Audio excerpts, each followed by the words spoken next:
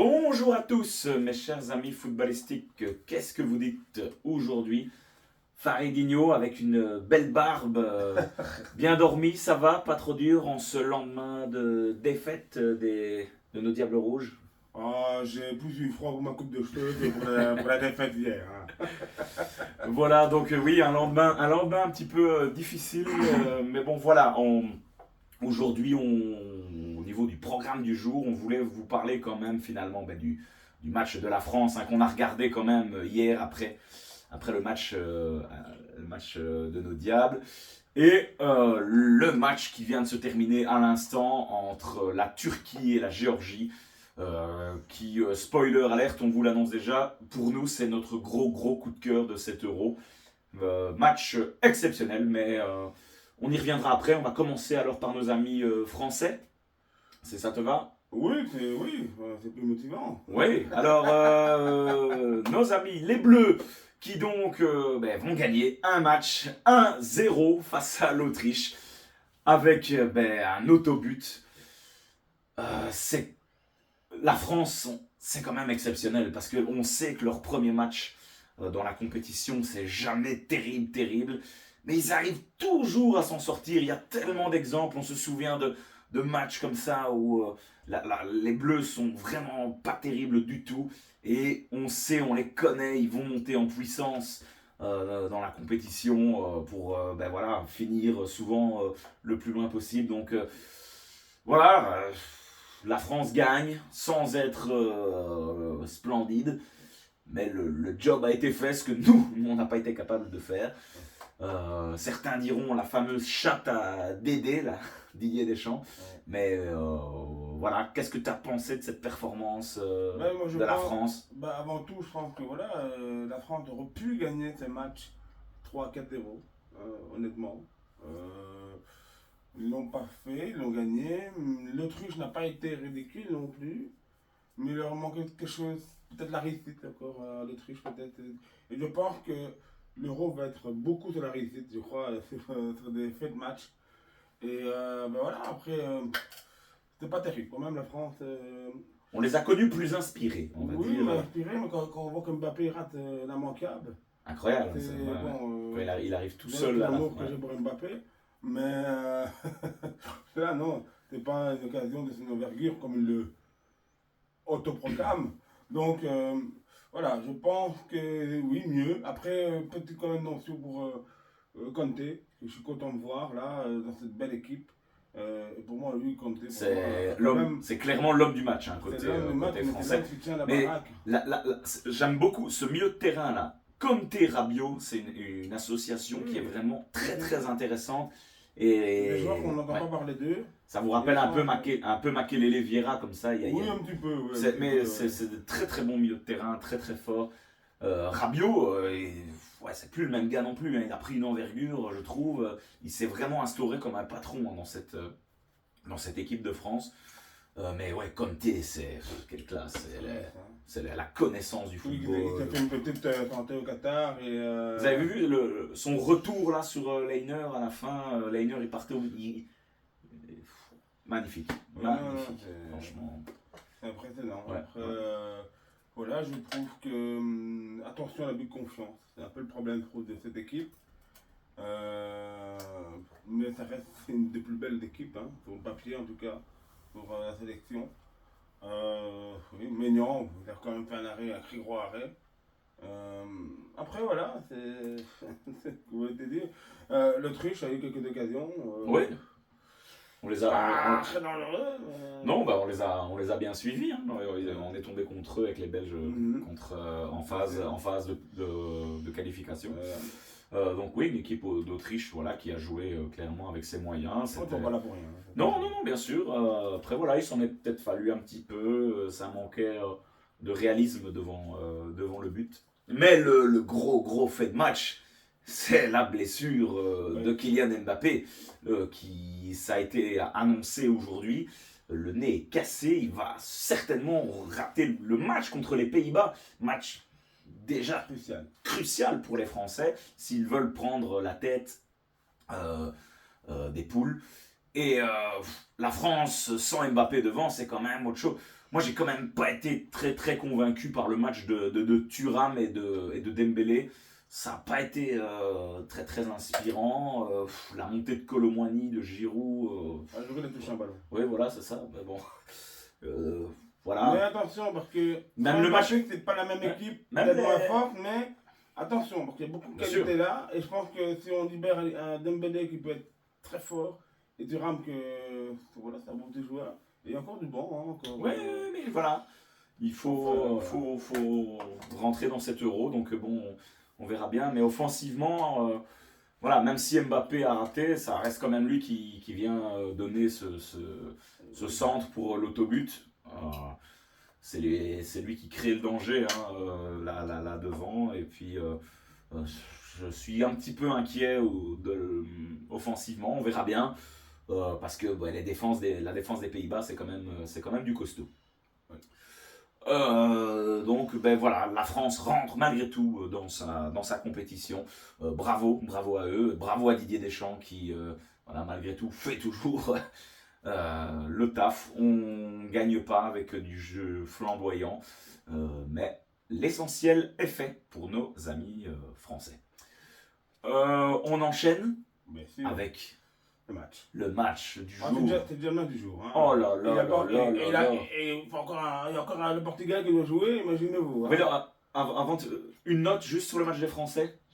Une note oh. Ouais, 7. 7, moi je mets même un 6. Franchement, je sais pas, je me suis un peu embêté dans ce match-là. Ouais, voilà. Bon, voilà. Bref, on enchaîne. Donc, qu'est-ce que je disais? Hein. Le match du jour, par contre, ça, je vous l'annonce direct. Ça, c'est un 10 sur 10. Voilà, je m'enflamme. Ce sera le premier 10 de cet euro. C'était exceptionnel. On a vu ce match entre la Turquie et la Géorgie. Waouh! Ah, t'as pas les Mais favoris du tournoi. Quelle intensité, quelle passion pour sa nation, quoi. C'est des gars, 22 acteurs là, qui ont été sur le terrain, qui se sont donnés à 2000% pour leur pays, pour représenter leur pays dans cet euro. Et c'était beau, franchement. Le côté turc, incarné avec cette jeunesse de Arda Güler, qu'on connaît bien sûr au Real Madrid, Çalhanoğlu de l'Inter, et côté géorgien, ce joueur vedette qu'on a vu quelques fois avec le Napoli cette saison, Kvaratskhelia. C'était voilà, très très très intéressant. Et quand même, il faut quand même dire son nom. Hein. C'était l'attaquant qui a joué à Turin l'année passée. Oui, Mikotadze. Mikotadze, C'est lui qui a marqué pour la Géorgie. Mais on a eu des buts venus d'ailleurs. Les 2 premiers buts turcs, c'est des frappes de loin magnifiques. Le premier but est magnifique. Le deuxième but de Güler, on n'en parle pas. Une frappe du gauche, mais parfaitement placée. Égalisation donc de la Géorgie, de Mikotadze. Bien inspiré aussi à ce moment-là.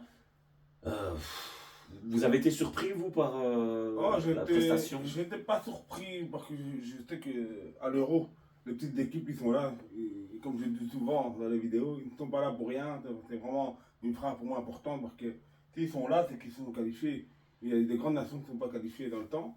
Donc il ne faut pas oublier ça, c'est important. Maintenant, la Géorgie, oui, ils m'ont surpris parce que des joueurs qu'on ne connaît pas. Et finalement, ils m'ont surpris par leur combativité. C'est pas la plus grande tactique, hein. Ils ont fait quasi chaque fois la même chose, sur le côté droit, sur le côté gauche, centré. Chercher Kvaratskhelia. Petit dribble. Et franchement, c'était vraiment chouette à voir. Attention aux Turcs. Super bas de gauche. J'ai un trou, malheureusement, pour son nom. À gauche, rien n'était passé quasi. Ouais, il a eu quelques tacles vraiment pertinents, mais c'était incroyable, franchement. Il peut être content de gagner le match. Hein. Il peut être content. Mais regardez cette combativité. Après le but de Güler, là, action suivante. C'est ça qui est terrible. L'attaquant géorgien, il nous fait un sombrero au-dessus du défenseur turc. Il shot, ça passe au-dessus, ça touche la latte. 2 lattes, 2 poteaux. 2 poteaux pour la Géorgie en deuxième mi-temps. La fin de match, ça c'est un scénario. C'est l'occasion, je pense, pour les Turcs. Ouais. Pour tous les matchs. Même dans les films Marvel, on voit pas ce genre de choses. Il n'y en a pas autant d'émotions, s'il vous plaît. Big up aux cinéphiles, on se revoit bientôt. Mais non, c'était la folie. Et à la fin, il y a ce coup franc de Varashkelia, le gardien de la Géorgie qui monte.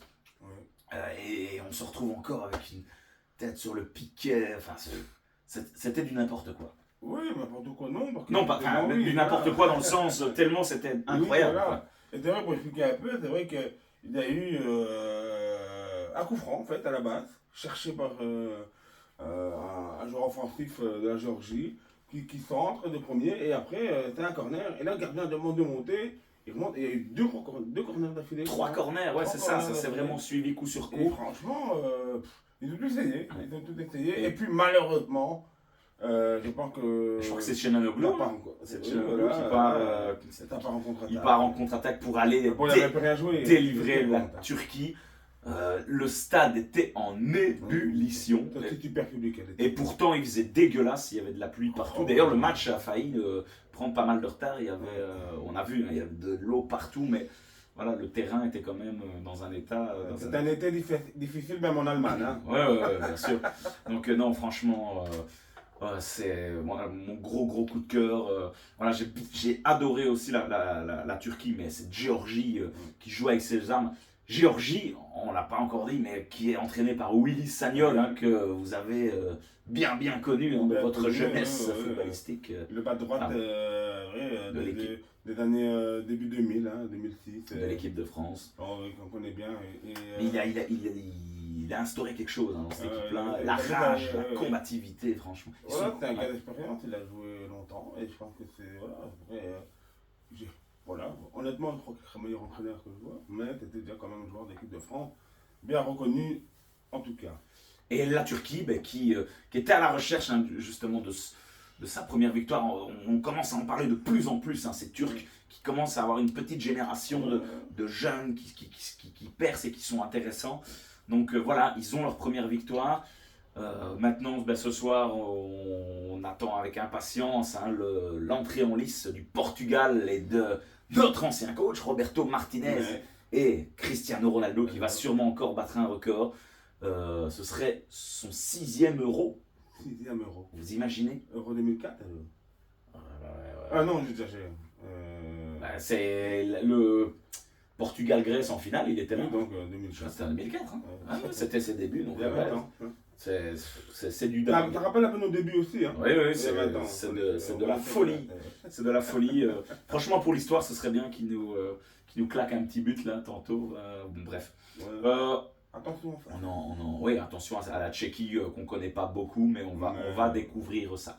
Mais en tout cas, jusqu'à présent, moi je prends beaucoup de plaisir dans cet euro à Paris-Hier, mais bon voilà.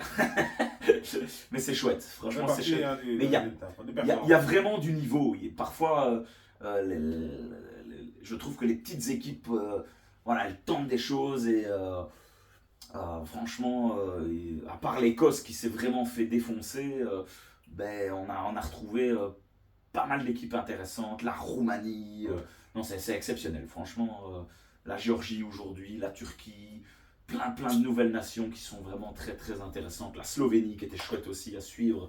Donc voilà, on arrive presque à. Il y a le match de ce soir et puis ben, on aura vu toutes les équipes jouer. Hein, donc ouais, les soirées sont bien remplies. Mais voilà, dites-nous vous en commentaire ce que vous avez pensé de nos amis français. Est-ce que ce match a été intéressant? Est-ce que cette victoire est méritée pour les Bleus? Et ensuite, ben, éventuellement aussi, qu'est-ce que vous avez pensé de ce match Turquie-Géorgie qui se solde par aussi un 3-1 qui est notre gros coup de cœur sur cet euro? Un dernier mot? Que ça continue. Hein. Que ça continue. Positivement pour les Belges, bien sûr, encore une fois, mais moi je me permets de dire que j'y crois, moi. Tout à fait. Voilà, on va en rester là, mes chers amis, sur cette journée d'Euro qui a encore été palpitante. Et qui n'est pas fini. Et qui n'est pas finie. Voilà, on se retrouve très vite sur la chaîne pour attaquer ben, les deuxièmes parties, les deuxièmes matchs de poule de cet Euro 2024 qui est désormais, c'est officiel, déjà complètement fou. À très vite sur la chaîne de Despiazza, les amis. On se retrouve bientôt. Salut, salut. Au revoir.